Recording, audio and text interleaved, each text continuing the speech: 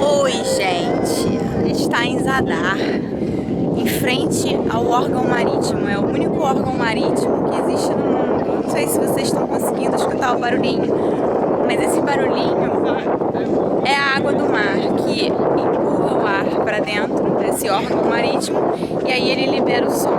E como o mar está um pouco agitado porque está ventando, o som fica bem altinho.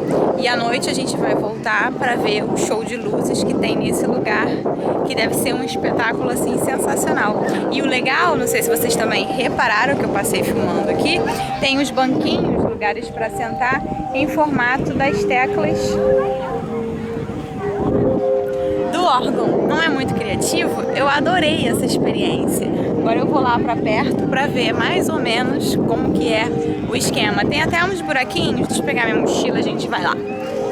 No chão, que é por onde sai o som. Vamos ver. Aí fica mais perto, fica com mais barulhinho.